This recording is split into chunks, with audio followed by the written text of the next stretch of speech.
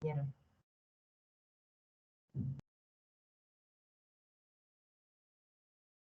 Listo, acción.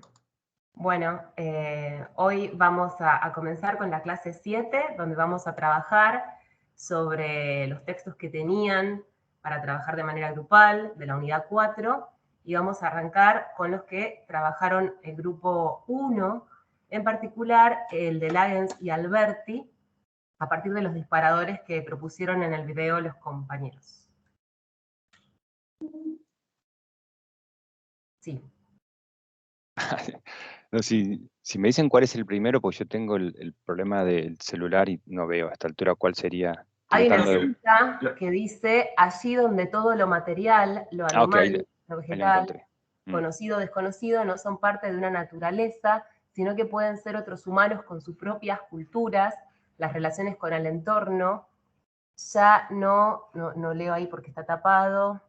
Ya no son relaciones ecológicas, sino solo relaciones perceptuales, experiencias económicas y co-constitutivas. Es ese, ¿no? Sí. Y dice que resultan ser básicamente y ante todo relaciones entre sujetos, y retomo lo que venía diciendo antes de arrancar la grabación, que me pareció muy, muy interesante el recurso que usaron ustedes de irme echando las diapositivas en el video con imágenes de un jaguar, de un tapir, de una punta de proyectil, porque si bien la escala planteada del problema es a nivel paisaje, estamos hablando de que todo se reduce a relaciones entre sujetos, y los sujetos pueden tener diferentes naturalezas o fisicalidades, por decirlo ya en términos perspectivistas. Sí, bueno, lo que nosotros habíamos visto cuando leíamos el texto es que en su planteo él va a tomar el poblamiento americano desde del perspectivismo, así se dice, y que un poco la diferencia que él plantea con el modelo que él discute es esto de los vínculos con los entes, con los sujetos que están en este espacio. Y esa forma de entablar la relación al llegar a un lugar con todos estos sujetos que están ahí, lo diferencia de llevar consigo, cuando uno llega a un lugar, ya el paisaje en la cabeza, históricamente construido, que uno ya lo tiene como parte de la forma de interpretar este nuevo lugar. Y ellos lo ven como más relacional. Entonces, en ese vínculo relacional, obviamente van a tener que interactuar con todos estos nuevos sujetos que están ahí. Y entonces ya no puede pensar en un paisaje, creo que lo dice al final, de hecho hay un capítulo que dice, un título que dice no paisaje, ya no como un paisaje, sino al ser tan inestable la imagen de esta discusión, que entablan de esta discusión con esta relación que entablan con el paisaje nuevo, es más de relación con este nuevo lugar. No sé si se llega a entender. Estoy tratando de recordar. Entonces, un poco de idea por con eso, sí. Que era algo que, por eso lo quería decir yo en este caso, que yo había comentado al final, que aunque los autores no mencionan el paisaje, discutan la idea de paisaje hasta si es posible, y ellos dicen que no es posible, que debería no utilizarse la idea de paisaje, en algún punto también se parece a otras ideas de paisaje que discuten ellos. O sea, esto de llegar a un lugar, aunque uno, como ellos dicen, lo lleva históricamente, uno viene con una idea del paisaje. Y entonces, ¿cómo sería para ellos no tener ninguna idea de paisaje? Por más que sea relacional con estos nuevos entes que se van a encontrar. Yo ya me metí directamente en algunas cosas que por ahí me hacen ruido a mí del texto, ¿no? No, bueno, pero a ver, me parece que justamente si estamos haciéndonos preguntas ontológicas, o sea, en realidad toda esta frase que vos estás asumiendo, Fer, es como que está dando por sentado un montón de presupuestos ontológicos que tienen que ver no solamente con la naturaleza o no de los paisajes, sino también con la naturaleza o no de la subjetividad. O sea, cómo subjetividad en el sentido amplio, ¿no? De cómo se construyen las categorías del sujeto, ¿no? Porque, digamos, piensen que desde una perspectiva más por ahí hermenéutica, desde el paisaje, que es un poco con lo que me parece que están discutiendo ellos, porque bueno, la idea de que uno siempre lleva un paisaje preexistente es bien hermenéutica, porque uno en la interpretación nunca surge de la nada, uno siempre va a interpretar a partir de las experiencias que conoce y en ese sentido, digamos, no existe nunca una experiencia realmente novedosa, porque nosotros siempre tendemos a llevar nuestras experiencias nuevas dentro de lo conocido, del famoso acervo de conocimientos de Jussi Luhmann, digamos, de la fenomenología más sociológica, o sea, es como que tenemos como una constitución interpretativa tan fuerte que no existe, es muy rara la posibilidad de algo totalmente inconcebible. Que bueno, hay un libro muy lindo de Todorov que se llama La conquista de América, el problema del otro, donde Todorov analiza justamente el tema de la conquista de América a partir de cómo la relación, digamos, es un libro semiótico, pues cómo eran los signos, cómo interpretaban los signos los españoles y los mexicanos. Entonces, a partir de esas diferencias es que él construye, bueno, cómo se va vivenciando la conquista desde un punto de vista simbólico. Y es muy interesante ver cómo, digamos, un hecho que realmente no tenía un precedente histórico ni en la lógica de los pueblos prehispánicos, como la llegada de un evento nuevo en la historia, cómo los tipos siempre lo terminan acomodando para un lado determinado, que ellos de repente, no sé, 10 años después de la conquista aparecen en un sótano, en un templo, pinturas de los españoles llegando y que ya tenían que ver con no sé, con una predicción astrológica que había ocurrido. Entonces, a lo que voy es que pensar en este no paisaje no es solamente cuestionar la ontología representacional del paisaje, sino que también es pensar un tipo de subjetividad diferente, donde realmente no hay no hay una, digamos, no No hay hay un un sujeto, quiebre. no hay un sujeto, hay eso, justamente hay muchos sujetos que comparten una esencia. ¿Y qué hacen eso, que es esa entidad que se puede interpretar como paisaje? Me parece que es clave la última oración. En realidad es un no paisaje, un espacio imposible de fijar ni del cual tomar distancia. Y ahí están directamente discutiendo con las definiciones tradicionales de paisaje. Desde el perspectivismo, porque esas definiciones tienen una noción de perspectiva. ¿Se entiende? Sí, sí, igual perdón que insista con esto, pero Sí, para mí hay no sé, yo no me puedo, pienso en soja, por ejemplo, y totalmente, sí. La que geografía social. él integra, pero yo no podía decir que soja es perspectivista y sin embargo él ah, toma en cuenta esta dimensión imaginada de los lugares, de las interacciones. Entonces, me sonaba cuando leía a que si bien se está planteando otra cuestión, en un punto, y eso lo digo en el video, se tocan, hay algo de común en esas dos miradas, aunque digan que no es posible pensar en el paisaje. ¿Me expliqué más o menos? Sí, Sí, que pasa un poco, me parece, de lo mismo cuando hablamos de la arqueología simétrica. O sea, en un punto es como que buscan distanciarse de las posturas anteriores, pero también son, digamos, son hijos y son el producto de esas posturas anteriores. Entonces es No, como muy difícil, me parece. Yo creo que también otra de las cosas que están por ahí dando vueltas, que se podría discutir o no, no sé si es relevante o interesante, pero bueno, ¿en qué medida realmente tanto la arqueología simétrica como el giro ontológico representan formas realmente nuevas o realmente representan un quiebre en función de las arqueologías que se venían realizando, no sé, a principios del año 2000, por ejemplo? No sé. si es una pregunta, No, no sé, es una reflexión. es no, una... porque de eso algo charlábamos, que a veces tal vez haya muchas cosas en común y uno está reevaluando todo el tiempo desde una mirada y no se da cuenta que está tocando puntos que son, no digo iguales, pero similares. Y cuando los ves, quizás no son tan distintos, aunque la explicación de por qué se llega ahí intente ser distinta, ¿no? Igual, para mí, disculpen, es bastante distinta de la geografía social. A ver, por más humanista que sea la noción de paisaje que se tenga, o más versada en la interpretación, o en el habitar corporal y demás, acá lo que se está teniendo en cuenta es un sistema, una red de relaciones entre sujetos, y dentro de esos sujetos están metidos, por ejemplo, animales, plantas, cosas, que eso sí es novedoso y es distinto, porque la entidad que se le da, en términos de agencia, es diferente. En ese punto yo creo que sí hay un giro ontológico acá, hay un cambio. Claro, pero Las el otras tema es también arqueologías no ver, lo contemplan así. es también ver la profundización de la gente, de la agencia. Es decir, a mí me hizo mucho ruido el tema de involucrar en el mismo, no sé si en el mismo nivel, en la misma categoría, plantas, animales y hombres. No, a mí me hizo mucho ruido eso, porque no, etológicamente, cognitivamente, somos radicalmente diferentes. Entonces, yo no entendí eso del pecarí que te mira como enemigo, y nosotros lo miramos también a él. Me parece que está aplanando categorías biológicas o etológicas básicas para poner todo en el mismo nivel.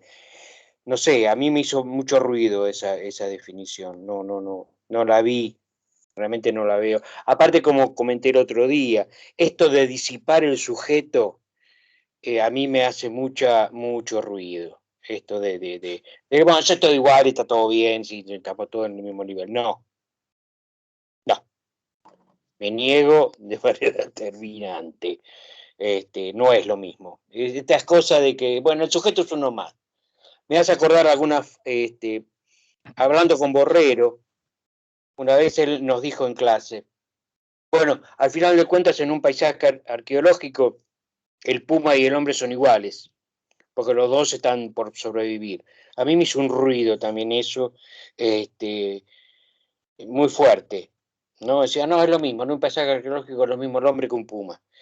Upa, ¿de dónde colocamos al hombre desde el punto de vista ontológico? Pues estamos hablando de ontología, estamos hablando de ser. Y a mí me produce un choque esa definición, ¿no? Igual que el tema cuerpo. No sé qué opinan el resto del... Ahí Nair está levantando la mano. Perdón. ¿Qué tal? Buen día, ¿cómo están?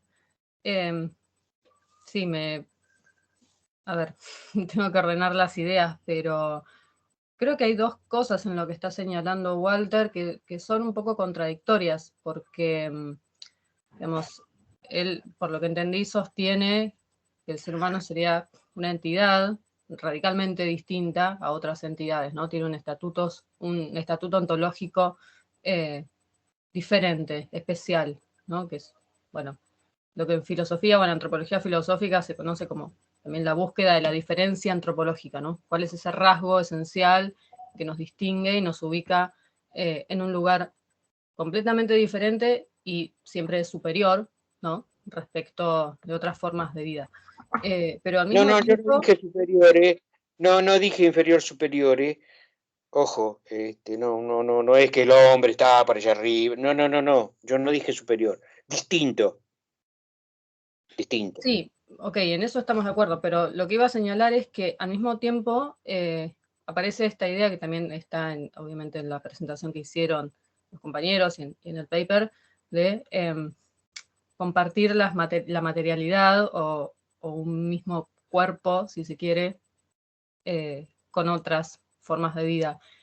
Y ese rasgo, esa continuidad biológica, si se quiere, es precisamente la que desde Darwin, el científico a quien le podemos pegar por un montón de lugares, pero nos puede servir para pensar diferente el vínculo entre los humanos y otras formas de vida en términos de continuidad, ¿sí? O sea, esa continuidad biológica. Que, a ver, no es ni más ni menos que lo que Philippe de Collat, este antropólogo francés, plantea como el naturalismo moderno, ¿sí? Digamos, esta perspectiva en la cual la diferencia radica en la interioridad, justamente en ser sujetos, pero en ser sujeto en el sentido de tener algún rasgo identificatorio, como la cognición o habilidades cognitivas distintas, etc. Pero quiero decir, me parece que es un poco contradictorio decir que somos sumamente distintos, pero a la vez estamos compartiendo una materialidad, pero igual somos distintos. Esa es la paradoja. Justamente esa es la paradoja. Es decir, somos animales, pero distintos. Claro, pero entonces eso se puede pensar no en términos de todo o nada, sino en términos de un continuo, ¿sí? de una suerte de gradualismo, por más que es una palabra Eso sí, bastante fea. claro. donde quizás cada animal es sumamente hábil para las cosas que tiene que hacer. No hay un parámetro último de comparación. Porque si lo buscamos, en realidad siempre lo estamos poniendo nosotros, y siempre nosotros vamos a ser mejores o superiores en X cosa. ¿Por qué? Porque siempre buscamos habilidades en las que los seres humanos tenemos cierta experticia, aunque también se podría discutir. No sé si se entiende a lo que voy, pero bueno, me hacía un poco de ruido. Pasa que mi tema de investigación tiene que ver con el antropocentrismo y estas preguntas me las he hecho casi hasta el cansancio sin encontrar una respuesta, pero bueno, algunos de los caminos me parece que van por ahí. Es súper interesante igual la discusión que están teniendo entre los dos, porque tiene que ver con cómo interpretamos o cómo abordamos la propuesta perspectivista, ¿sí? Pero a mí lo que me gustaría es no perder el foco de la temática en la que se inserta este trabajo, que todavía no lo dijimos, y es el debate poblacional. Y justo el compañero mencionó a Borrero, y yo pensaba, bueno, ¿con qué están discutiendo? ¿Con qué modelos están discutiendo a partir de este trabajo y de esta propuesta? ¿Y qué es lo diferente? O sea, está bien, podemos estar más o menos de acuerdo con el perspectivismo como teoría y con el contenido de esa teoría y bla. Pero a lo que voy es, bueno, ¿y cómo la están aplicando? ¿Qué es lo que nos están proponiendo de diferente para entender un fenómeno que se suele analizar en términos de patrones poblacionales, movilidad, territorio, recursos, el paisaje entendido como justamente esto, una variable geográfica? Ahí Selene había Manuel. levantado la mano, no se arrepintió. Selene se arrepintió. ¿Se arrepintió, Selene? No, justo vinieron a traerme un paquete, ahí vuelvo, 2 segundos y vuelvo a la clase. Bueno, y Manuel también ha levantado la mano. Sí, bueno, un poco para responderlo, o empezar a responder lo que dice Lau. Sí, yo creo que también hay 2 términos que utiliza el autor, que acá es el principio del texto, que es esto de tierra ignota y espacios vacíos.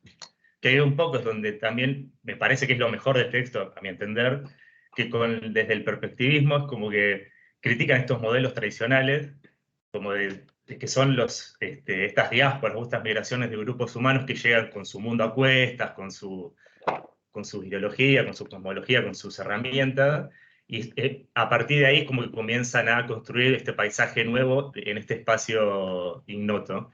Y la crítica que hacen los autores es, bueno, en realidad llegan a un lugar donde hay potenciales humanos, hay sujetos, humanos o no humanos. Eso habría que ver qué es lo que consideran como humano o no humano. Hay un poco se preguntan si los accidentes geográficos son parte, digamos, se pueden considerar como entes de carácter humano, o si son lugares atractivos solamente por una cuestión de organización de los propios humanos que están llegando. Pero a mí, digamos, eso es como, para mí está bueno eso, la verdad que le da como una novedad a la discusión. Pero lo que yo más critico del texto, y lo charlamos con los compañeros, es que cómo este modelo lo podés bajar o aplicar a un tema que es complejo, que materialmente hay pocos hallazgos en general en el continente, están bastante distribuidos. Manuel, antes de que avances con esa crítica, que es cómo lo bajamos a la interpretación del material, para no perder con lo que habíamos dicho antes, conectando lo que acabas de decir vos, volviendo al tema de paisaje, ¿qué es lo que se está moviendo? ¿Qué es lo que están proponiendo los autores desde este perspectivismo? ¿Se está moviendo la gente? ¿O qué es lo fluido? Lo que se está moviendo son los cuerpos. No siga diciendo Fernando. En realidad lo que se está moviendo, o sea, las poblaciones están llegando, los humanos están llegando a esa tierra ignota que no son espacios vacíos. Son espacios que ya tienen una historia, tienen una interrelación de sujetos. ¿Y ellos qué traen consigo? Estas poblaciones que se desplazan, que en realidad no son poblaciones, ¿qué son? O sea, ¿qué traen? ¿Por qué es no paisaje? Porque lo que se está moviendo son esas redes de relaciones. Claro. ¿Se entiende? Pero en un momento, perdón, ¿no? Pero él habla, cuando utiliza la palabra diáspora y la diferencia de migración, está hablando que la gente está moviendo, que son los mismos grupos, que bueno, después si uno buscara la palabra diáspora, que de hecho nosotros la buscamos para ver o la está usando en otro sentido, ¿no? Pero diáspora es este movimiento de la misma gente que tiene vínculos con el origen, que sería la definición que nosotros encontramos, a diferencia de migración. Él está hablando de que hay gente que se está moviendo, que es lo que está llevando es ciertos conocimientos, y por eso con la gente que se está moviendo se revincula a través de esas relaciones con los entes en el espacio de una manera particular. Que es la diferencia de llevar, por eso digo, de la otra visión que están discutiendo. Son las personas las que se vinculan, y por eso ellos dicen que les es más fácil vincularse con los nuevos lugares, porque es una especie de relación que están acostumbrados a hacer. Porque ya traen su paisaje consigo. Por eso deconstruyen la idea de paisaje, no es algo fijo, estático, distinto a lo cual llegás. Ya venís con esa red de relaciones encima. Entonces no importa que sea un lugar nuevo. Eso es lo que están proponiendo. Claro, por eso, y ahí volvemos quizás a lo que yo, en lo individual, y no para hacerlo mucho más largo, me sigue pareciendo que hay cosas que ellos dicen que no son paisajes, pero en el fondo hay como la misma idea de paisaje. Por más que tengas redes de relaciones vos tenés algo por los cuales te vinculás a una idea. Por más que te vincules con seres nuevos en un paisaje. Y quiero retomar algo que dijo Imanol, que por hiciera pues, cómo es que en este paisaje, aplicándolo, esas nuevas redes se vincularían con ese paisaje del sitio que están analizando, con estas redes de sitios. ¿Cómo se vincula con lo que uno ya traía? Porque si uno va a analizar van a buscar el material lítico, que es básicamente lo que se están basando. El material lítico, si bien no lo ubican, no lo traen ellos ni tienen la idea preconcebida en el espacio, saben que es el material lítico. Y eso lo traían antes, ¿no? Se construyen las redes del momento en el lugar. Entonces, algo están trayendo. No sé si otra vez me expliqué. Perdón que me ponga la gorra, pero Lucía había levantado la mano, que va a ser no sé si se arrepintió, pues no está más la mano levantada. Y vamos a pasar al texto siguiente, porque no vamos a llegar sin hablar de los 4. Sí, me había arrepentido, pero no, nada, no tengo mucho para aportar, pero sí nos había pasado, nosotros que somos del grupo 2, que una de las preguntas que nos hacíamos era, bueno, poniéndonos como en modo críticas, como qué posibilidad hay de aplicar estas ontologías tan en el pasado. Y bueno, medio que después vimos el texto de Lyons, o por lo menos el año pasado, y dije, bueno, me cerró un poco la boca, pero me pasa eso que comenta Imanol, como cómo lo bajás a la materialidad. Era eso nada más, pero como lo dijo, me había arrepentido. Es la gran pregunta que va a guiar este encuentro, me parece, ¿no? Porque la idea es intencional que hayamos arrancado por estos textos, porque lo que les decíamos de que piensen en la magnitud del problema que se plantean acá, los autores están planteando un problema muy grande, a escala de problema muy grande, ¿sí? Como es la temática del poblamiento, o en el caso de Lema, por ejemplo, la domesticación. Pero eso, ¿cómo lo bajamos al registro? Y eso es algo que podemos discutir. Yelén, que volvió. Pasemos a Yelén y Liliana y ya pasamos al texto que sigue porque no vamos a llegar. Sí, yo tengo una pregunta, bueno, en realidad para todo el grupo, pero creo que lo mencionó Walter en el video. Cuando mencionó la concepción de cuerpo según Merleau-Ponty, nada, se me dispararon un montón de cosas, pero yo no sé si se estaba refiriendo a cuando Merleau-Ponty habla del hueco de lo visible, ¿no? De cuando se refiere a discutir, sobre todo cuando discute con Lacan, ¿no? En cuanto al cuerpo como un esquema corporal o como una función, quiero decir, como una función motriz y habitual. No sé si se estaba refiriendo a eso, pero yo es un texto que leí hace un tiempo y me acordé que trataba de hacer, digamos, esa definición, ¿no? De cómo nosotros vemos lo que es el cuerpo. Claro, el concepto está en Fenomenología de la Percepción de él, que habla del cuerpo no como un objeto, sino como un ser en el mundo, ¿no? Es decir, que no tenemos un cuerpo, somos un cuerpo. A partir de ahí, de esa concepción, por eso lo mencioné, ¿no? Claro, sí, yo me acuerdo que está en Arqueología de la Mirada, que es justamente uno de los libros en el cual se hace una recopilación de cuando dialoga con Lacan. Sí. Y lo volví a buscar el libro y no lo encontré. En algún lugar de mi casa tiene que estar, pero, sí, pero bueno. Es el capítulo 2 de Fenomenología de la Percepción, donde habla de cuerpo, Claro. exclusivamente del tema cuerpo, no nada más. Ah, ok. Gracias. Está ahí. Bien, No es fácil de leer. No, Hay que- no. A mí me costó un montón. De hecho, Bastante. es una buena oportunidad para volver a leerlo ahora, justamente, con estos Sí. textos, como para que dialoguen entre sí. Sí. Bueno, Esa es una Liliana, de las y opciones. pasamos al siguiente texto porque en serio no vamos a llegar, ya estamos pasaditos. Y después Laura me reta. Vamos. No, me Liliana. gusta que José Sí. cronómetro. Me Sí. gusta. Claro. Liliana, tenés la antorcha. Hola, buen día.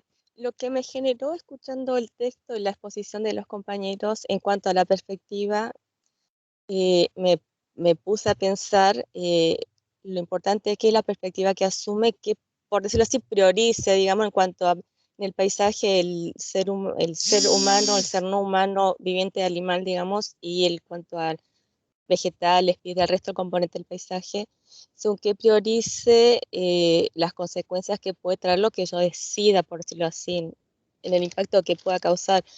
Digamos, no es lo mismo patear una piedra que patear un animal o una persona por las reacciones consecuentes que pueden ocurrir o acarrear, que son medias predecibles, digamos. Me llevó a reflexionar eso, nada más que quería aportar, digamos. Sí, interesante. Fíjense que también uno de los temas, ya que seguimos con la ontología y con esto cerramos, como así pensando, bueno, el tema de la evidencia material me parece fundamental. Es una gran pregunta que tenemos que hacernos en tanto gente que intenta, digamos, crear un cierto tipo de narrativa desde el punto de vista científico. O sea, yo me voy a poner en positivista y me voy a poner en perspectivista. O sea, si me pongo como positivista, digo, bueno, está bien, sí, decir lo que quieras, pero esto no hay manera de que vos lo puedas contratar empíricamente. Pero por otro lado, en una parte del texto, ellos dicen, bueno, esto es una especie de ejercicio retórico para ver, digamos, si aplicamos estas categorías de qué nos, como meter todo en una licuadora, apretar licuar y bueno, ver qué sale. En ese sentido me parece que está bueno y es valioso. Ahora, si queremos buscar un modelo de poblamiento americano como propone Borrero, y no lo vamos a encontrar, porque tampoco es la idea de los autores. Y por otro lado, este tema del poblamiento americano me parece un terreno muy lindo y muy fértil justamente para pensar este tema de la ontología, pensar el tema de la intencionalidad y la voluntad humana, porque ahí me parece que es uno de los grandes puntos que están siempre en discusión y que se cruzan con este tema de lo humano, lo no humano, el homo sapiens, el no sé qué, porque justamente es esto, bueno, ¿cómo fue digamos, el ingreso a América? ¿Fue voluntario, no fue voluntario? ¿Eran los tipos siguiendo las manadas? ¿Que estaba abierto el corredor de hielo? ¿Que no estaba? ¿Que llegaron? ¿Que no llegaron? Entonces me parece que hay toda una discusión sobre qué idea de lo humano tenemos en la cabeza y sobre todo de la intencionalidad humana detrás de esto. Pero bueno, nada, simplemente eso. Bueno, pasamos al segundo trabajo. Voy a Dale, dejar de buenísimo. compartir. ¿Tiene una mano? ¿Quieren que Sí, comparta eso. el... Sí, ahí está. o Ya Euge, dejo de querías compartir. hacerlo vos?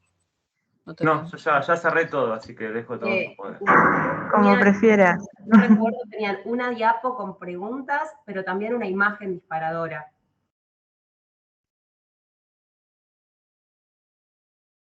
Sí, a ver, ¿quieren que compartan? Sí. O no, Estoy creo que Naira compartiendo, está ¿ya están viendo mi pantalla? bien. Díganme Sí, si ahora no, sí. porque yo no los veo a Ahí ustedes. se ve, sí, Buenísimo. se ve muy bien. Sí, bueno, no lo puedo ver más grande que esto, no lo puedo poner para ver más grande que esto, pero bien. Sí, esta era la diapositiva con preguntas que armamos a modo de cierre de la presentación. Ahora vuelvo. Y habíamos también seleccionado esta imagen. Bueno, no queremos spoilearles lo que estuvimos conversando al respecto de por qué surgió esta imagen en la presentación. Bien, ¿algún voluntario de los que todavía no hablaron para empezar a discutir las propuestas de las compañeras? Liliana, ¿vos tenés la mano porque te quedó de antes?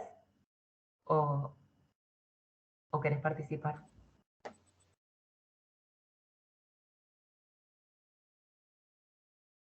Me olvidé bajarla, perdón. Está bien. Bueno, las compañeras nos preguntan si es posible dejarse permear por las lógicas nativas mientras se participa de las lógicas occidentales modernas propias de la academia. No sé si quieren primero por ahí que contextualicemos un poquito o que repongamos algunos de los conceptos centrales de lo que fue el artículo del lema. Si les parece necesario, yo no sé, la idea era todos tener visto el video, pero sí, si les parece como para ir enganchando de ahí, bárbaro. Sí, sí. Mencionar simplemente que se trata de un artículo acerca del trabajo arqueobotánico que hace Verónica Lema, y bueno, en qué medida ese registro podía ser interpretado satisfactoriamente desde el marco occidental, digamos, de la noción de domesticación de las especies vegetales y, digamos, cuáles eran los límites de esa interpretación que eran evidenciados en el mismo registro arqueológico.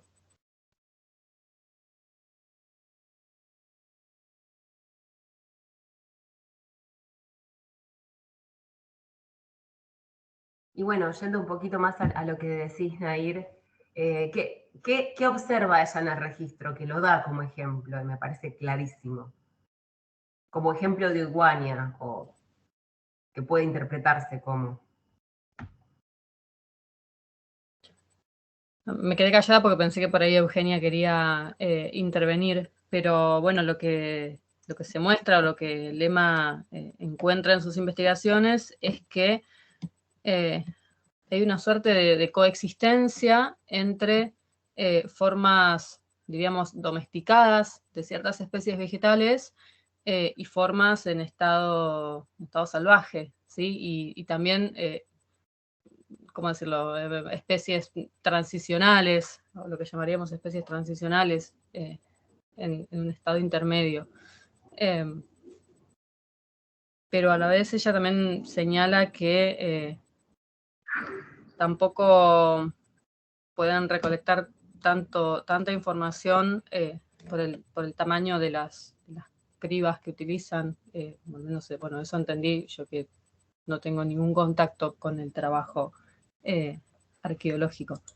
Pero principalmente, y en relación con este concepto de huiguaña o de crianza mutua, es esta diversidad en el registro arqueológico. O sea, diversidad de especies y de distintos momentos de las especies. Es una diversidad que no es que antes no se haya observado, lo que pasa es que resultaba irrelevante para lo que era la discusión del surgimiento de la domesticación, al menos en Andes. ¿Sí? Y ella lo que está haciendo es cuestionar algunas categorías, como por ejemplo esta distinción que después en otro texto creo que Weismantel también discute esa idea de domus y agrio, ¿sí? Del modelo de Hodder, por ejemplo. Que bueno, cómo tenemos nosotros arraigada la idea de lo que es salvaje y lo que es doméstico, cuando en realidad estamos trasladando un modelo propio de cómo conseguimos las relaciones con la reproducción de la vida o del alimento. Ella está discutiendo directamente con esas categorías, diciendo, bueno, yo voy a ampliar la mirada sobre la totalidad del registro que tengo y veo estas categorías que yo taxonómicamente las asocio con algo salvaje, pero estoy viendo que está en un mismo sistema relacional junto con lo que yo considero doméstico. Eso nos está planteando. Y es súper interesante. Perdón que no me estaría acompañando mucho del internet y encima el laboratorio es medio un caos, así que por eso mi intervención es medio... sí, totalmente, o sea, veíamos esto y lo que comentaba Nair también, también es como que ella todo el tiempo nos dice que es algo que al día de hoy ve en las prácticas de los pueblos con los que trabaja, está como... O sea, la relación particular que se da con las plantas que favorece constantemente la diversidad, digamos, y por ahí nos pasaba que un poco contextualizamos el capítulo de Verónica Lema dentro de un libro que, no sé, inicialmente hubiéramos pensado que estaba dentro de un libro de arqueología del noroeste argentino, pero no, en realidad es un libro que justamente desde estudios genéticos y estudios más biológicos busca ver cómo se comporta y se maneja la biodiversidad en América, con la preocupación justamente de que por las tendencias actuales, ¿no? de cómo funciona la industria agrícola, cada vez se tiende a seleccionar como, bueno, y alterar genéticamente para siempre generar un modelo de semilla o de planta que sea el más productivo, ¿no? Y eso o sea, es como la lógica opuesta, digamos, a lo que pasaría con estas formas tradicionales de cultivar y de vincularse con plantas. Entonces, bueno, como que era interesante esto, y también esto de que justamente en realidad incluso las plantas que son salvajes para nosotros, digamos, son criadas por otros seres, ¿no? Y también es como muy fluida esa relación entre las plantas que criamos nosotros ahora, pero que en algún momento pueden dejar de ser criadas por nosotros y pasan a ser criadas por otro ser, y como que todo eso también interviene en la forma de vincularnos. Y nos pareció súper interesante de esta propuesta en particular, esto de que ella realmente se nota que lo toma como una teoría para explicar el registro arqueológico, ¿no? Que no solo es para, en el punto de interpretar o no sé, como darle un marco de, no sé muy bien cómo expresarlo, pero como que realmente dice, desde las teorías occidentales, o sea, una teoría ecológica evolutiva, en realidad encontrar esta diversidad a lo largo del tiempo no tendría razón de ser, mientras que desde el modelo de la crianza mutua sí puedo entender a qué tipo de prácticas se estaría asociando. Sí, totalmente, totalmente. Está historizando, o sea, está interpretando la crianza mutua y la está historizando, la está llevando al comienzo de estas relaciones. Y es algo políticamente clave si estamos buscando antecedentes de formas alternativas de producir alimentos. Está buenísimo. ¿Seré? ¿Tenía buena levantada? Sí, o sea, siguiendo más o menos la idea que decía Euge recién, y cuando vi la imagen en la presentación también me surgió algo que era, que lo charlaba con una amiga que estudia botánica, el tema de los cultivos asociados, ¿no? Que a veces desde la arqueología, o sea, nosotros podemos decir que un marlo es de tal especie, lo podemos incluir en una clasificación X, pero quizá las sociedades antes, y ahora también, pero bueno, en otra escala, recurrían a los cultivos asociados, y eso es mucho más difícil de ver. Y se me ocurría, bueno, a nosotros nos tocó, ahora lo vamos a ver, pero nos tocó un texto en el cual se introducían los estudios etnohistóricos y las etnografías, y quizá un recurso como para poder interiorizarse o poder entender cómo eran estas prácticas agrícolas del pasado, pueden ser las fuentes etnográficas, porque a nivel empírico en el registro, ojo, yo no hago arqueobotánica, sé muy poco, pero a nivel empírico me parece que mediante el registro es muy difícil de ver, entonces me parece que este texto con lo que propone quizá Tantalián de usar otras fuentes para interpretar los contextos, los paisajes, los símbolos y demás, me parece que estaría bueno, ¿no? Como que se complemente también. Bien, Lucía. Sí, yo más, hola, ahí está. Pensando más en la imagen, porque la verdad es que me parece re lindo el trabajo y esto de historizar la crianza mutua y qué sé yo. Me pasa que un poco la imagen, por lo menos, me hace pensar que, bueno, como esta idea del nativo ecológico, que entiendo que a veces puede ser como medio peligrosa, porque esto de que las lógicas nativas están hoy día insertas también en una lógica occidental. Y bueno, por ahí como que me remite a esta idea de los salvajes prístinos y qué sé yo, cuando bueno, en realidad es como una situación más compleja. Y me hace acordar nada estos conceptos del nativo ecológico, del indio hiperreal en armonía con la naturaleza y eso. Nada, eso quería decir. Ese es un punto que creo que el grupo 2 puso en la discusión. No sé si vos estás en el grupo, Lucía, en el grupo 2. Ah, bueno, ya lo vamos a retomar más adelante. Es muy buena observación, totalmente. ¿Martu? Sí, Martu. Hola, ¿qué tal? Bueno, sí, un poco en línea con lo que venían diciendo las chicas, también yo, bueno, y también lo mencionaste vos, Pei, lo relacioné un poco con esto que planteaba Weismantel sobre la domesticación también, obvio que lo menciona más por arriba, no es el tema central del texto, pero bueno, también destaca que la diversidad permanece, y entonces la domesticación no viene a ser como un punto de quiebre en la historia de la relación con la naturaleza de las sociedades andinas, tampoco como centro de la cosmovisión, como que planteaba que tampoco en las iconografías quizás pasaba a ser lo central la representación de las llamas, por ejemplo. Y otra cosa que planteaba Weismantel era como que ella traía, mencionaba el modelo de verticalidad andina de Murra, ¿no? Por la cual, entonces, que es como un modelo que para ella viene a ser entonces explicativo también de este registro diverso que se mantiene. Y quizás una crítica que se le puede hacer es que este modelo también es un modelo como de la academia y no un modelo más basado en las ontologías andinas como el que trae el lema. Y después pensando un poco, yo estaba como reflexionando un poco en las preguntas más generales que pusieron las chicas en la diapo anterior, esta idea de si es posible pensar por fuera de la dicotomía naturaleza y cultura. Y me parece que la palabra clave ahí es por fuera, ¿no? Porque un poco siento que no, como que nosotros no podemos deshacernos de esa dicotomía, sobre todo por el lenguaje que tenemos.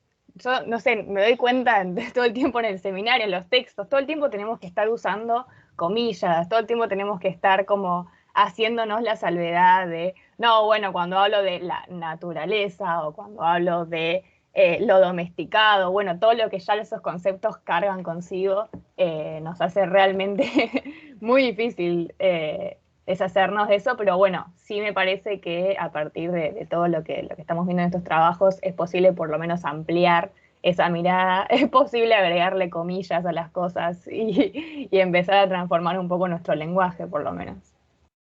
Sí, a mí lo que más me preocupa, y ahora dejamos a Martina que opine, lo que más me preocupa no es una cuestión del lenguaje, sino es una cuestión de la práctica arqueológica en sí misma.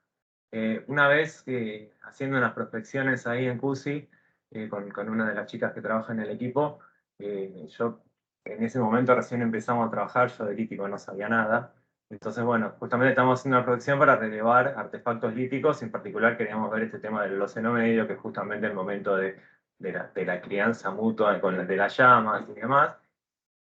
Entonces, claro, o sea, si uno va al campo a hacer una prospección y sin una idea de lo que es natural versus lo que es cultural, y te terminas volviendo loco, tenés que registrar todo lo que ves.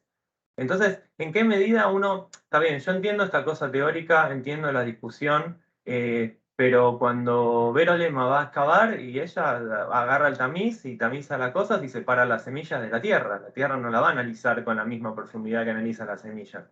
Entonces, me parece que más allá de ojo, no estoy, digamos, me parece que el trabajo es excelente, me parece que está muy bueno, eh, porque en realidad el registro arqueológico es equifinal, o sea, lo que me gusta, o sea, uno puede decir un montón de cosas y la evidencia se va a ser la misma, o sea, sobre la misma evidencia podemos construir un montón de interpretaciones que sean coherentes con la misma, y eso es un tema, digamos, si uno se pone en una postura positivista para que comprobacionista por adecuación, bueno, ahí ya tenemos un problema.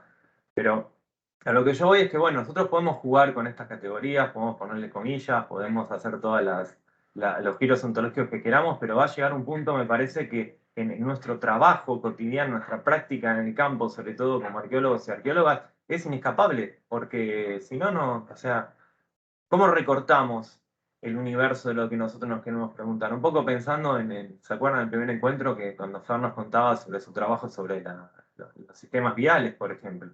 parece que es un problema que también se enrosca con eso, decir, bueno, está bien, yo puedo entender que existen diferentes versiones de la naturaleza, de la cultura, multiculturalismo, multinaturalismos, multiversos, pero a la hora de ir a excavar, por ejemplo, a la hora de ir a prospectar, a la hora de ir a relevar digamos, la cultura material, justamente.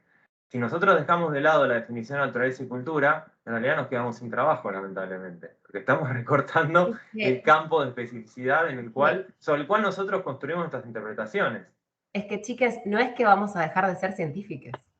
O sea, no es que vamos a abandonar nuestra propia ontología, eso es imposible, y de eso no se trata el giro ontológico.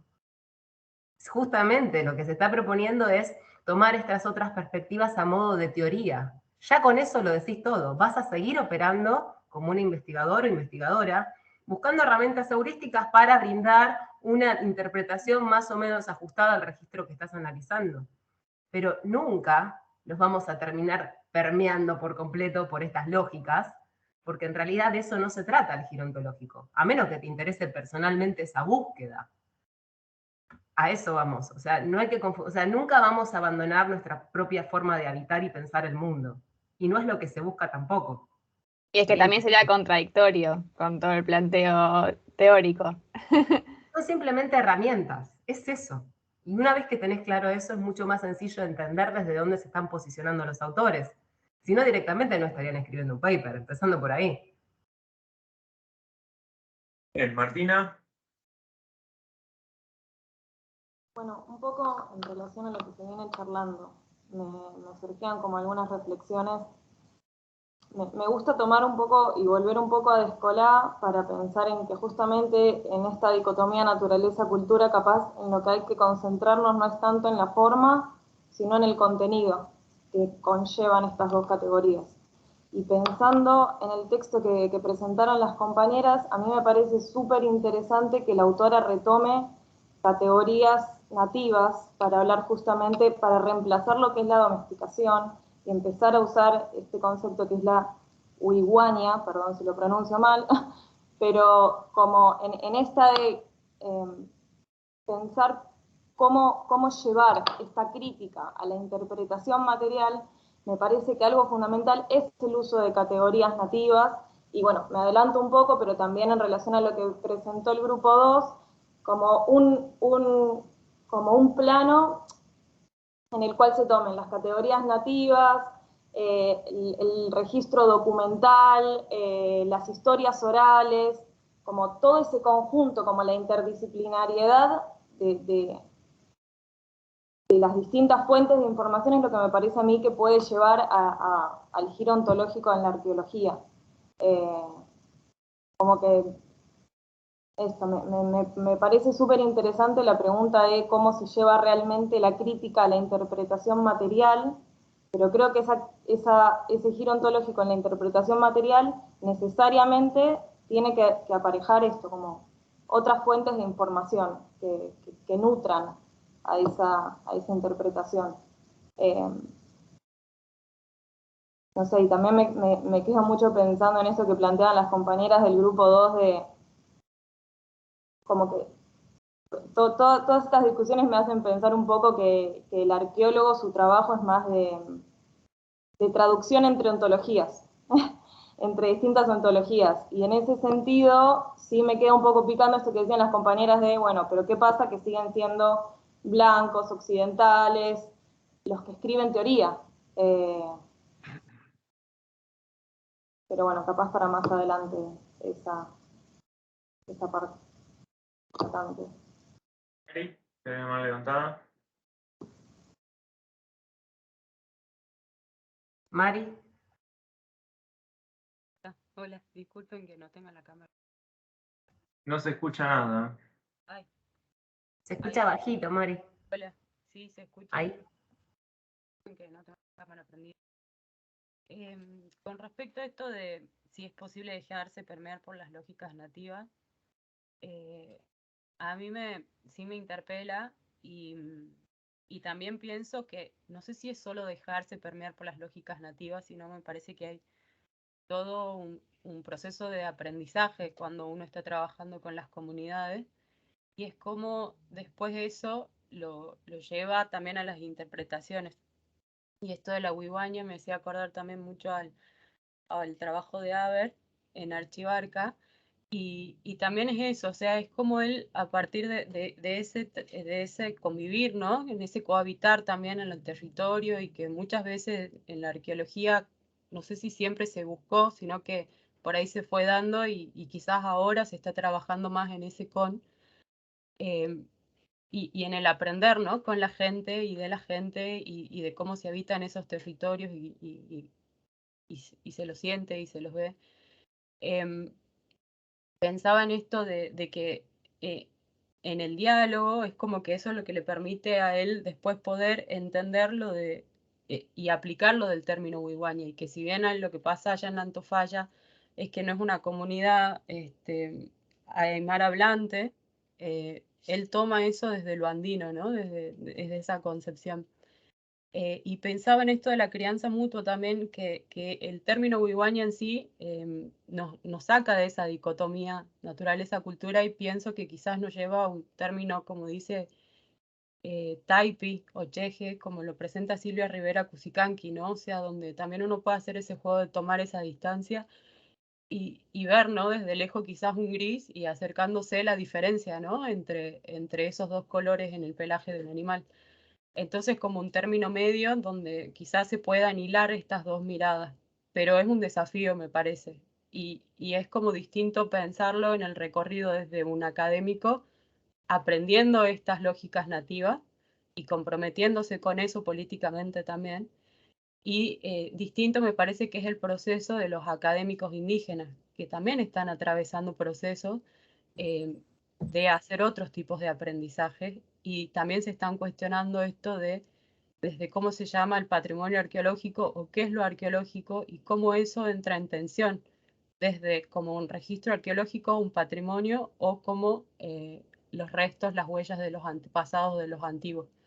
Entonces, bueno, pensaba en eso, que quizás en este ejemplo pensar y presentarlo de Wiwaña es presentarlo desde este lugar como central, como medio, e incluso mestizo. No me gusta la palabra híbrido porque el híbrido como que no puede criar, o sea, no tiene cría, pero lo otro sí. Entonces pensaba en eso y en todas las relaciones que entran en juego, ¿no? En este término, la crianza mutua. Así que, bueno, era eso un poco lo que me estaba resonando de este compartir.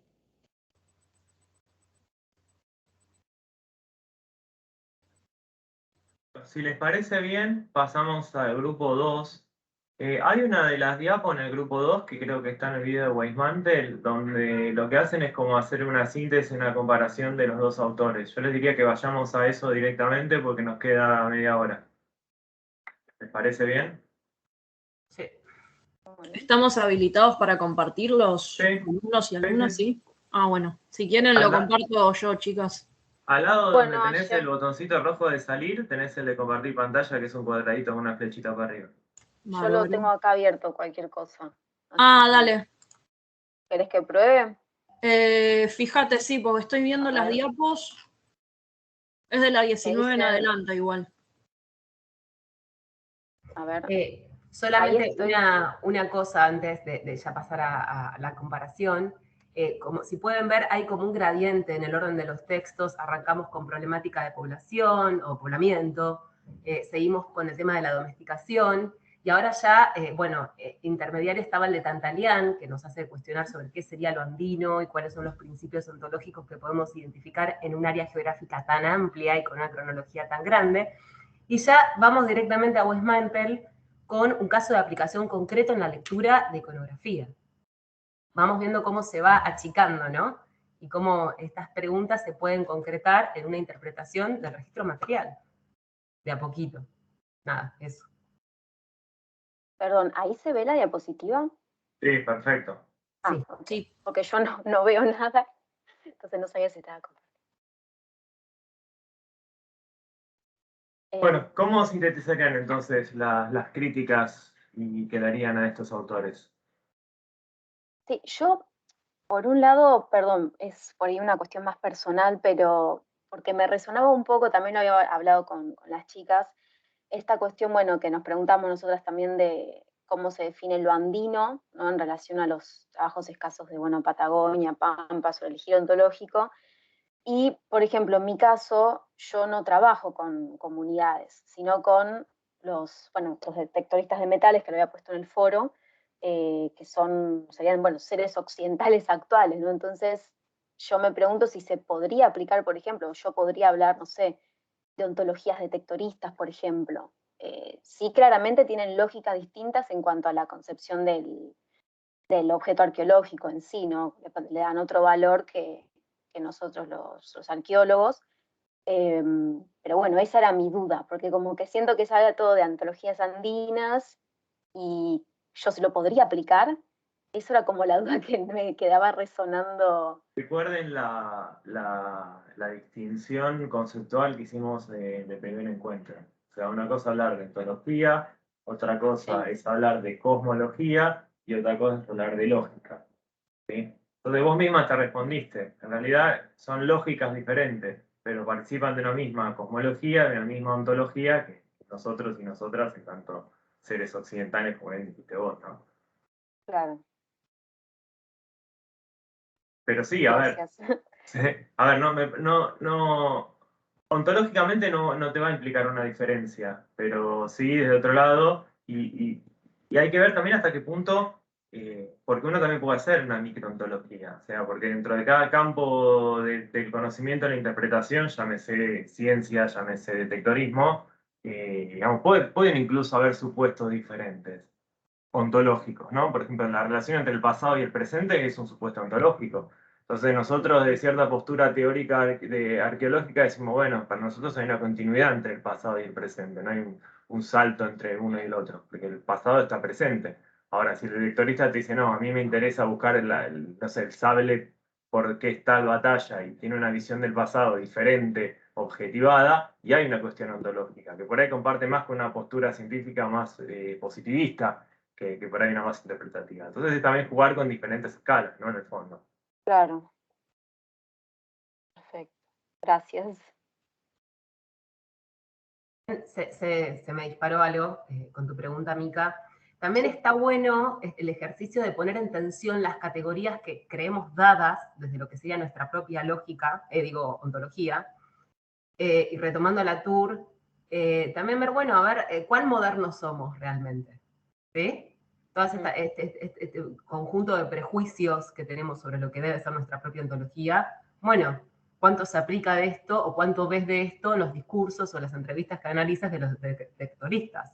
Capaz encontrás un montón de elementos que no coinciden con ese modelo que vos tenías de tu propia ontología occidental.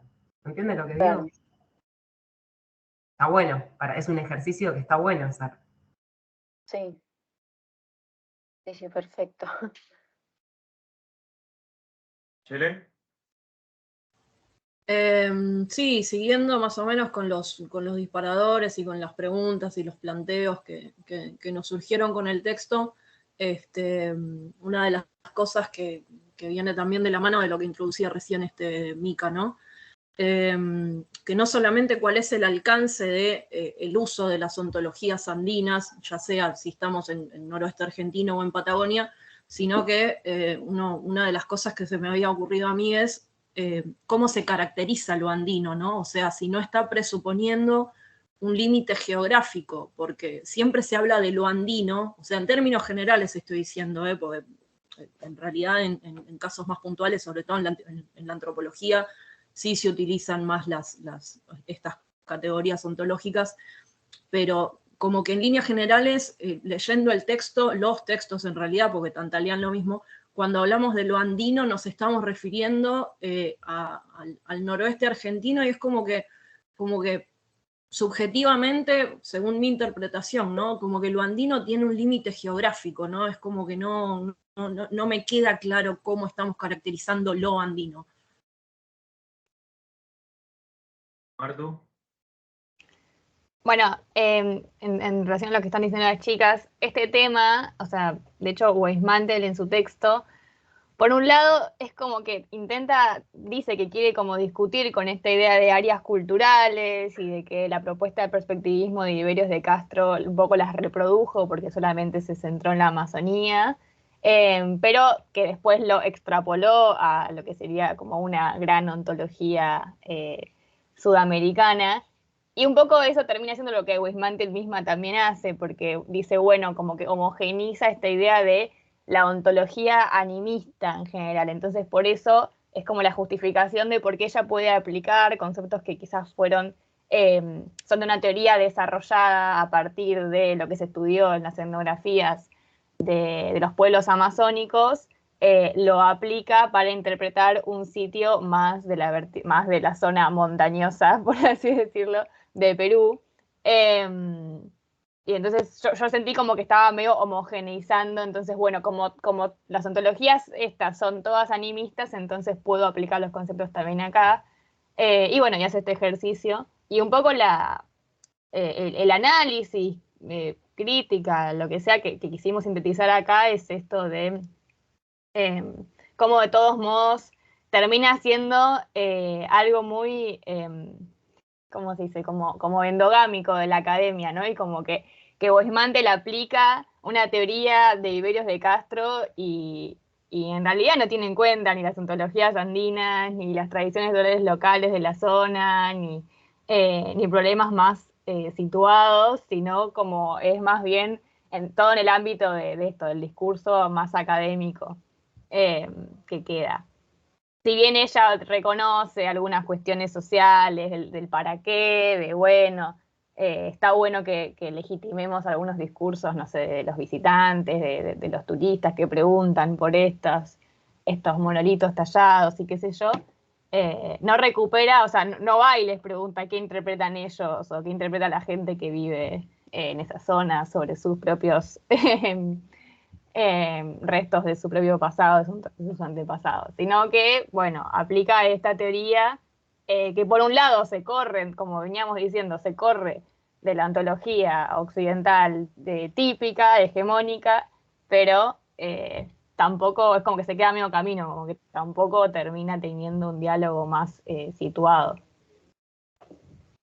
Es que este tema de lo andino es un tema súper interesante y yo creo que una de las cosas que ha ocurrido a partir del giro ontológico, sobre todo de la introducción de Ibero de Castro a la arqueología, es que se ha abusado mucho del perspectivismo amerindio. No solamente en este caso Weismantel, piensen también en el caso de Lagens y Alberti con el Parlamento americano. Entonces, digamos, hay como un doble movimiento que me parece que se está perdiendo un poco de vista, y esto, perdón que lo diga así, ¿no? Pero tiene que ver con modas teóricas y con autores que están de moda y que está bueno citar, porque está bueno, porque es lo que pega en ese momento. Pero, o sea, hay dos cosas. Por un lado, esto que decía Yelén, de bueno, digamos, ¿qué es lo andino? ¿Sí? Y si nosotros podemos generar un pensamiento ontológico que no sea esencialista. Ahí está el gran problema. Porque el problema también del perspectivismo amerindio, que incluso Lagens y Alberti lo dicen en un momento en el texto, dicen, bueno, nosotros vamos a usar el perspectivismo amerindio porque consideramos que es como una especie de base universal para lo que es el animismo en general. Entonces, fíjense cómo en esa frase lo que estamos haciendo es empezar a esencializar estas ontologías. Que está bien. A ver, si a mí me preguntan, a mí me corren y me dicen, bueno, ¿qué preferís? ¿Pensar desde la perspectiva del perspectivismo amerindio o desde un sujeto cartesiano? Y qué sé yo, por ahí lo más probable es que los tipos estuvieran más cerca del perspectivismo que de la visión cartesiana nuestra. Pero no deja de ser, y acá volvemos a uno de los conceptos claves que me parece que tiene que ser el límite de esto, que es el concepto de violencia epistémica. O sea, no deja de ser violencia epistémica en el fondo. Entonces tenemos que tener mucho cuidado cuando jugamos con estas categorías y cómo las usamos, si efectivamente estamos usando como algo para nutrirnos, algo para pensar, para poner en diálogo, para discutir, y no directamente estamos diciendo a esta gente, bueno, tenemos toda la prehistoria andina y americana en términos de perspectivismo amerindio. Hay digamos, hace unos años en arqueología, y un poco de la mano con todo esto, se empezó a cuestionar bastante el tema de las divisiones entre sujeto-objeto, y hay bastantes laburos arqueológicos que tienen que ver con el tema de las diferentes subjetividades. Hay un trabajo de Fowler que se llama algo así de la Persa, no me acuerdo bien cómo se llama el libro, es un libro que está muy bueno. Pero bueno, ¿qué pasa con Fowler? Pasa un poco lo mismo, o sea, de repente los arqueólogos occidentales encontraron la etnografía de Strathern, de Melanesia, y toda su postura sobre los dividuos, sobre este tema de la agencia repartida, y claro, de repente todas las interpretaciones del neolítico británico tienen que ver con eso. Es como que se toman estas otras ontologías y yo creo que tiene que ver un poco también con lo que discutíamos hace un rato, con que, bueno, cuáles son las herramientas conceptuales y de lenguaje que tenemos nosotros a mano. Se terminan esencializando, no sé, las ontologías de los pobres melanesios y el Kula, y de repente estamos entendiendo eso, las sociedades neolíticas británicas en esos términos. Entonces, es complicado porque es eso, es como difícil poner el límite y difícil no esencializar. Con lo andino es muy interesante, ahí Lau le está recomendando un libro para que lean, pero el tema de la esencia de lo andino es un temazo para mí. Ya viene desde los primeros laburos en los años 60, en los 70 del estructuralismo, donde claramente hay una ahistorización y una esencialización de lo andino. Entonces, por eso, si hablamos de lo andino, es una cosa hablar de lo andino hoy en día, que está cruzado por relaciones capitalistas. Otra cosa es hablar de lo andino en el momento de las repúblicas, porque lo andino fue construido de momentos de diferentes maneras ahí. Otra cosa es hablar de lo andino desde la conquista, obviamente. Otra cosa es hablar de lo andino desde lo incaico también. O sea, no es lo mismo lo que significa lo andino en el horizonte incaico que después. Y otra cosa es hablar de lo andino desde el punto de vista, no sé, de los señoríos aymara del lado Titicaca. Y otra cosa de lo andino en un lugar como Chavín de Huántar, que estamos hablando de un sitio arqueológico que fue ocupado hace más de 2000 años atrás. Por eso, José, me parece muy valioso el capítulo introductorio de Andean Ontologies, donde Tantalian propone por lo menos rastrear 4 conceptos. A mí me parece una bajada interesante, es decir, bueno, ¿qué puedo rescatar de toda esta variabilidad cronológica y geográfica? Me parece un buen intento, por lo menos, de identificar cuestiones compartidas. Sí, a ver, obviamente todo esto representa un paso más en un proceso que no sabemos para qué lado va a disparar y que está buenísimo que esté pasando, y como también hemos dicho en varias oportunidades, no nos olvidemos que esto es un proceso que está pasando. Pero también preguntémonos por las categorías que estamos usando. O sea, me parece que ya hablar de perspectivismo amerindio ya sitúa a los investigadores ya desde un lugar crítico que una vez que, bueno, yo cité a Viero de Castro, ya estoy deconstruido, ya está, no hace falta que tenga una mirada más crítica sobre mi trabajo. Y no, me parece que justamente lo que nos están invitando estos autores, y es lo interesante, es que la crítica no tiene que terminar nunca, y ser nuestros propios policías críticos, me parece, en lo que estamos haciendo. En ese sentido, la propuesta de Weismantel me parece superadora, porque ella no está aplicando el perspectivismo solo para interpretar ese registro, sino que hace como una meta-aplicación. No sé si lo notaron, por eso sin like an archaeologist.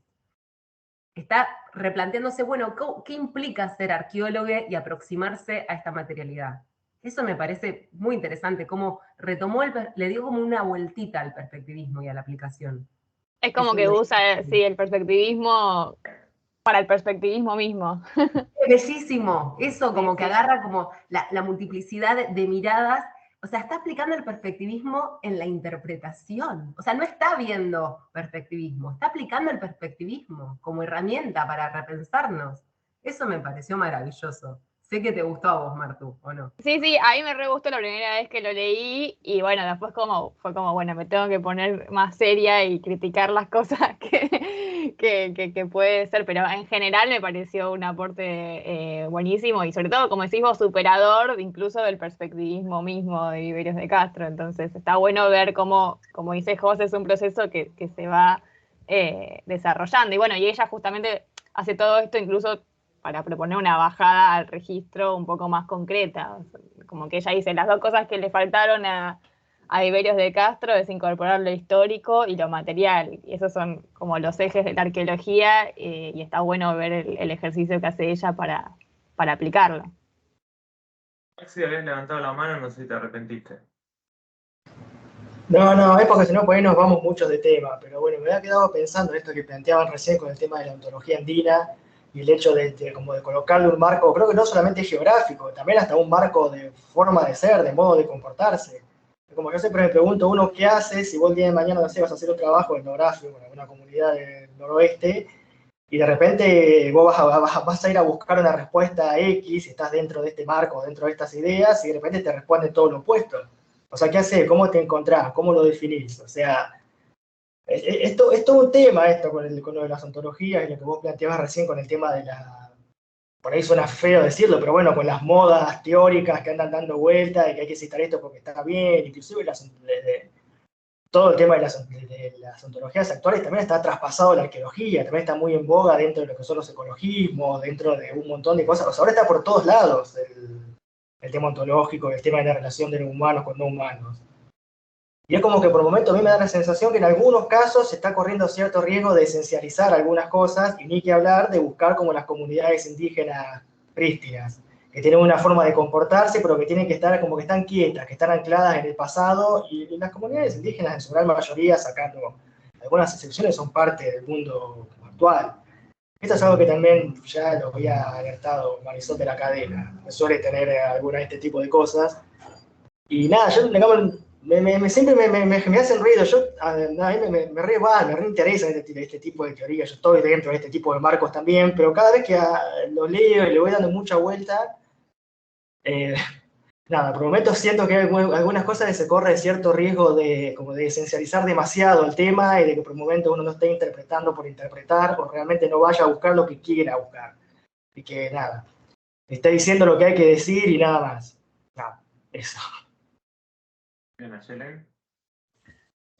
No, a tono con lo que decía Maxi recién, yo lo veo desde el lado no solamente desde la arqueología, sino también como andinista, ¿no? Que últimamente, en los últimos años, yo obviamente como andinista, estoy en un montón de grupos, hablo con un montón de gente y demás, es como que se está armando como una microontología, como decía recién José María, sobre lo que es ser andinista, ser montañista. Y muchas veces ves que hay un montón de cosas que están planteando que se solapan con las ontologías andinas, en tanto puede ser el pueblo aymara, pueblo mapuche, pongámosle la comunidad que cada uno quiera, ¿no? Pero como algunas se solapan y otras recurren a una violencia epistémica que por ahí nosotros la podemos digamos, ver, pero es muy raro lo que sucede, ¿no? Porque después una como arqueóloga intenta explicar este tipo de cosas, de por qué estas percepciones son así, de por qué los apus representan tal cuestión, tal cosa, cómo dialogan, este término que no se puede separar de este otro término. Y es como que a mí en mi lugar me sucede, como decía Tantalián, que le pasaba a los cronistas, ¿no? Que estaban como en tensión con dos ontologías distintas, ¿no? Como por ejemplo, intento explicar esto desde el quechua, pero estoy formado en el mundo eclesiástico, ¿no? Entonces a mí me pasa más o menos lo mismo, esa tensión ontológica entre mi formación, o sea, mi práctica profesional y mi forma de entender las cosas, o sea, el mundo andino, con la práctica deportiva, ¿no? Y con lo que se construye dentro de ese mundo deportivo. Que muchas veces es como que intentan hacer un equilibrio que recae en el multiculturalismo y es como todo es como muy confuso en cierto punto. Y bueno, hay mucha tela para cortar en este sentido, no me quiero extender mucho, pero la idea más o menos es esa. Marto, vos querías... ahí está. No, me acabo de dar cuenta que me había quedado levantada, perdón. Bien, decía... No, bueno, en línea con lo que estaban comentando de la homogeneización, el esencialismo y eso, bueno, nosotras hicimos ese ejercicio de decir, bueno, ¿cómo aplicaríamos nosotras esto en nuestros temas de estudio? Y por ahí esto de Patagonia, insistimos un poco, porque no sé si hay gente de Patagonia en el curso, pero primero por esto, el tema de arrastrar ontologías hacia el pasado también implica esto, ¿no? Como de pensar en personas estáticas, culturas estáticas, que no cambian el tiempo. Y por otro lado, otro limitante es que pensando como en comparación con lo que pasa en NOA, es totalmente distinto. Por ahí donde yo trabajo hay comunidades y hay algunos datos etnográficos, pero no es lo mismo, no es el mismo bagaje que se tiene para el noroeste y no son las mismas cronologías, entonces es como que uno intenta hacer, o sea, no sé, es medio como una ensalada de reflexiones, pero, y por ahí muy personal, ¿no? Pero siento como esa violencia epistémica de estar dando por sentado ciertas categorías. Y bueno, nada, eso, no sé si se entiende lo que quiero decir, pero como que me hace como ruido y siento, no solo, digamos, dentro del ejercicio, sino también como, bueno, que también creo que es algo que surgió en varios encuentros, como, no sé, si yo trabajo en Patagonia y me presento a beca con algo que tiene que ver con la ontología, claramente no voy a poder... digo, ¿qué lugar tiene eso cuando hay todo un recorrido, una tradición arqueológica geográficamente situada? Es como que no sé, eso, no sé. Tiene que ver con las tradiciones académicas y las teorías que se suelen aplicar en las áreas de estudio. Pero teóricamente, valga la redundancia, si estamos llevando a teorías todos estos modelos ontológicos, deberías de poder aplicarlo, sin presuponer continuidad poblacional o temporal. ¿Se entiende? La idea es el ejercicio de deconstruir tus categorías aplicando categorías o modelos de otras formas de entender el mundo, al margen de que correspondan a otra geografía. Ese es como el desafío. Y es lo que muchas veces se cuestiona. Pero nada, eso. Sí. Sé que es difícil y que te aprueben un proyecto más todavía. No, y además, fíjate que no es una cuestión solamente geográfica, porque la gente que trabaja en cazadores-recolectores en el NEOA también tiene una mirada totalmente diferente de la gente que trabajamos con sociedades complejas.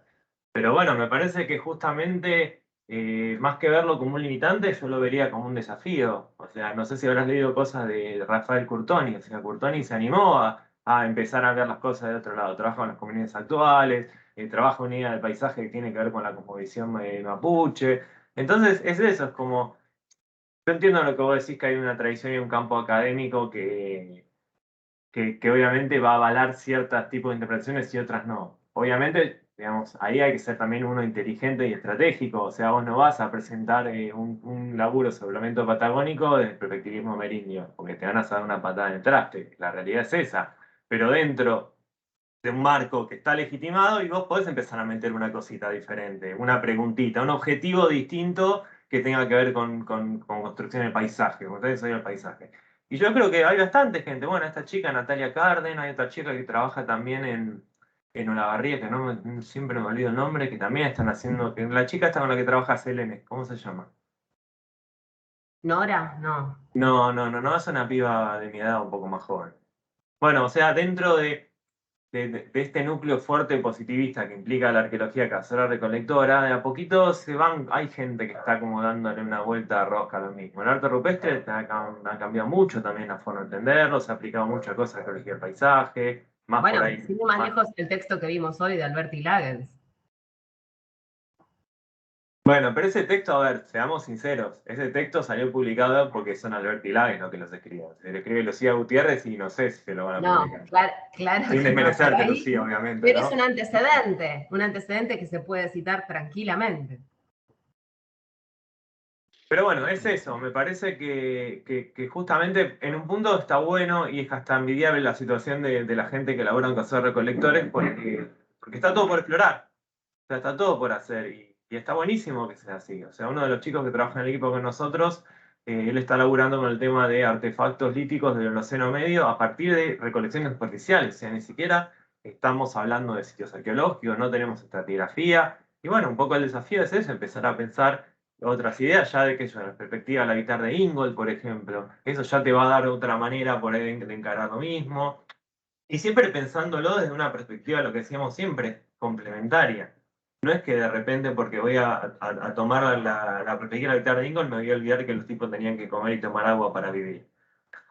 Entonces, bueno, ese es el cambio. El cambio tiene que ser un poco más lento, tiene que ser más gradual, pero yo creo que es posible y está buenísimo que empecemos a experimentar, como decía Lau, con estos marcos, aunque no tengan nada que ver, porque la realidad es que nunca vamos a saber qué pensaba el pobre tipo que vino a poblar San Luis hace, no sé, 10.000, 15.000 años. Entonces, bueno, no lo tomemos nuevamente. Nosotros tenemos esta idea de que pensar las cosas como limitantes, pero muchas veces no son limitantes, son invitaciones a hacernos preguntas que de repente no tenemos ni idea para qué lado nos van a llevar.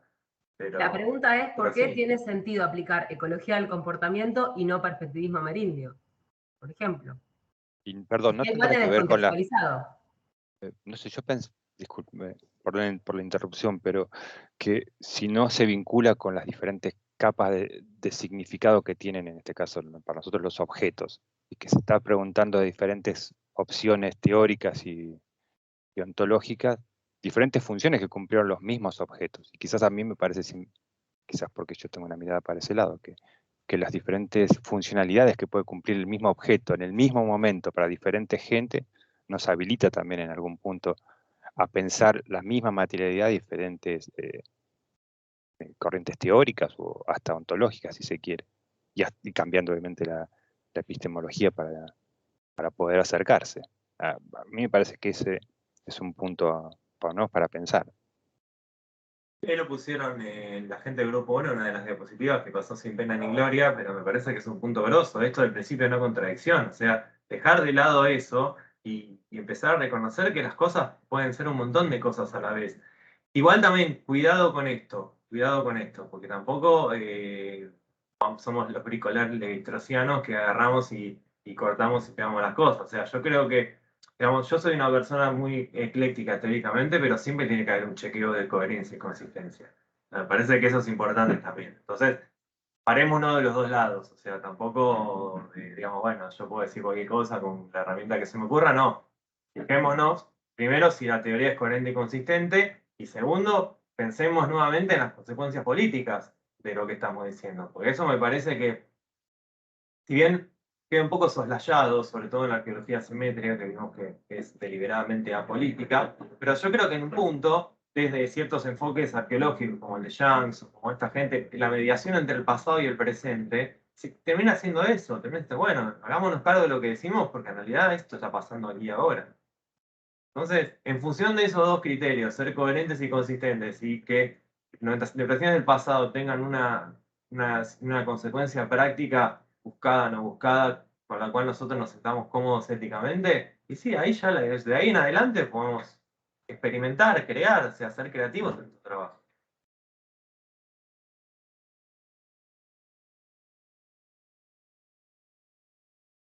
Bueno, si les parece, ya estamos en tiempo cumplido, ¿verdad? Bueno, la verdad que son temas que dan para discutir 1000 horas, pero bueno, si quieren, lo que podemos hacer, pensándolo como una perspectiva futura, si están interesados e interesadas en esta temática, podemos armar un grupo de trabajo y sacarlo un poco por ahí de este formato seminario y por ahí dedicarnos a esto de hacer discusiones, de elegir autores, textos, de diferentes, ¿no? Te las tiro para pensarlo más adelante. O sea, primero terminamos la cosa. Yo de acuerdo. De acuerdo, sí, totalmente. Sí, yo quiero. Sí, está buenísimo. Yo quiero. O sea, la idea sería, no sé, yo pensándolo qué forma podría tener esto. Hay un aplausito, increíble. Un aplausito. Sí, hay un aplausito flotante por ahí. ¿Qué sé yo? Ponerle, decir, bueno, no, pautar un día una reunión mensual, proponer bibliografía para leer y juntarnos a discutir, que yo, una cerveza en la mano, para sacarle un poco, digamos, de esta cosa más estructurada. Porque bueno, me parece que da para charlar bastante, me parece que es un lindo grupo porque es un grupo bastante heterogéneo desde todo punto de vista, entonces creo que nos serviría a todos hacer algo así. Y también la realidad es que este formato de seminario virtual, digamos, en los reglamentos nuevos de Filo, es que nos invitaron a que los encuentros sincrónicos no tengan más de 1 hora y media de duración. Entonces, bueno, también está bueno. Pero bueno, me gusta que esto siga dando para más, me gusta que somos nosotros que tenemos que poner la gorra y cortar las discusiones, porque porque No, soy y en primer relación eso. también a lo que vimos en la primera clase que les comentábamos, la idea de lo que debería ser un seminario por definición, y esta idea del sustrato, donde dejamos las ideas cual semillas, por más bello y poético que suene, también es muy útil como investigadores e investigadoras barbechar un poco la cabeza, que pase un tiempo y quizá retomar todo esto que estuvimos viendo en futuros diálogos entre nosotros. Sí, incluso eso, sí, no sé, uno de los temas que podemos plantearnos es el inquietud de Lucía. Bueno, ¿cómo aplicaríamos un enfoque ontológico en un grupo que hace recolectores? Entonces, bueno, esto puede ser el principio de algo interesante, algo copado, se puede armar, no sé, simposios en congresos el día de mañana, se puede hacer producción académica. Digamos, nosotros lamentablemente, en el caso de la arqueología en particular, si nosotros somos gente que laburamos en equipo, porque bueno, ya la definición de laburo arqueológico implica que uno trabaja en equipo, no puede trabajar solo en la casa porque se vuelve loco, pero me parece que lo que está faltando y lo que hay que aceptar un poco es esto, es como salir de la endogamia del equipo propio, de la zona propia, del tema propio y empezar a charlar con gente que por ahí está en otro palo, con otras cuestiones, y ni hablar con gente que es de otra disciplina. Así que bueno, la invitación queda abierta, si quieren la última clase lo discutimos un poco más, vayan Sí, pensando, totalmente de acuerdo, totalmente de acuerdo, sí. vayan pensando posibilidades, formatos y bueno, si quieren lo activamos. Incluso a mí también el texto de Lagens me hizo mucho ruido, pero al mismo tiempo, mirá lo que es la mente humana, ¿no? Al mismo tiempo me hizo plantear muchas cosas sobre arte rupestre, ¿no? Bueno, esto es diferente. ¿Qué pasa con el arte rupestre con estas temáticas, ¿no? Es decir, se abren perspectivas de pensamiento muy ricas, muy ricas. Yo creo que el valor de la teoría en última instancia es ese, es abrir preguntas, y cuanto más interesantes sean las preguntas que una teoría nos permite hacer, mejor sirve. Entonces, digamos, un poco pensar este tema del grupo de trabajo como una continuidad de las preguntas que nos abrió justamente esta instancia en la que estamos pasando en este momento. Sí, perfecto. Sí, me anoto. Bueno, gente, bueno, la verdad que estuvo muy lindo. Lo he disfrutado, se pasó rápido, daba para seguir discutiendo un rato más, pero bueno, vamos a atenernos al reglamento. Y bueno, igual nos queda la clase el martes que viene, el encuentro el martes que viene, donde vamos a ver los dos grupos que faltan.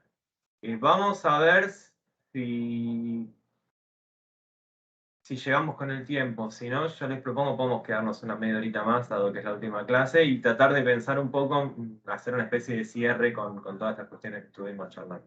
En términos logísticos, para los dos grupos que quedan, el 3 y el 4, por favor avísennos por mensajito del foro o por mail cuando suban los videos, así puedo comunicárselo al resto de los compañeros, ¿sí? Okay, sí, estamos en proceso de elaboración. Elabore. Sí. Pero bueno, avisen cuando terminen, cuando lo suban, así lo pasamos. Estamos en eso, sí. Gracias por todo lo que hemos escuchado hoy. Bueno, gracias a ustedes, corto la grabación y bueno, ya mañana estará disponible esto. Y bueno, buen fin de semana, nos vemos el martes. Gracias, buen fin de... Gracias, nos vemos. Hasta luego. Gracias. Chao.